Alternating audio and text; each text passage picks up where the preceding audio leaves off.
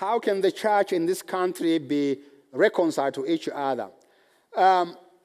One of the dividing elements in Africa is not only tribes, but also denominations.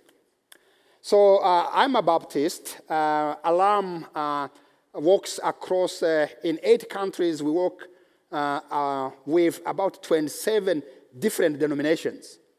One of the reasons why we began that process is that we realized that if Christians continue to be divided on the denominational line, Baptists don't worship with the Pentecostals because they dance and speak in tongues, that's nonsense.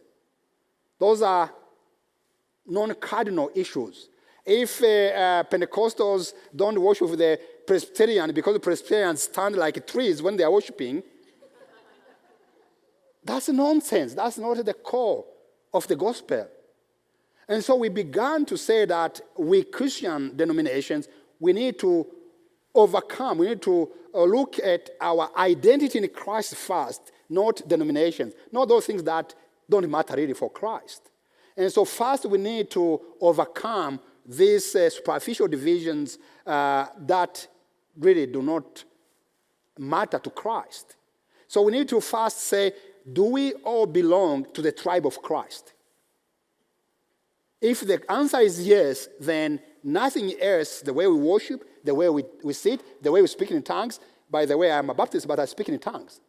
I speak French, English, Swahili, Kinyarwanda. Those are tongues. But those are not important issues. So first we need to really, if we are going to worship, to reconcile, we need to overcome the enemy's tendency to divide us from those non-essential elements. Secondly, reconciliation, it is intentional. It is hard work. That's why we are told in Ephesians that we make all efforts to live in unity. So when the Bible says make all efforts, it's not like swallowing the noodles. You know, I like noodles because you just do like this, you put, they go. No, the work of reconciliation, the work of living in peace, it requires hard work. So we must be intentional. As I was sharing with you with my interaction with these Muslim government officials, I had my rights. I want to make sure he understands I have the rights. But then last moment, the Lord said, drop your right to be right. And so I have to look at what really is essential is to humanize the other person, to find the common ground. And for us Christian denominations, the common ground is who? It's Jesus. That's where we can begin. So it is intentional. The third thing that I want to talk about, how do we become reconciled, is that we take the first step. And so first step means you go to look for them. They don't like you, you just love them. And so it requires you, the elders, you, the pastor, you, the lay leaders, to befriend the people from the other denominations.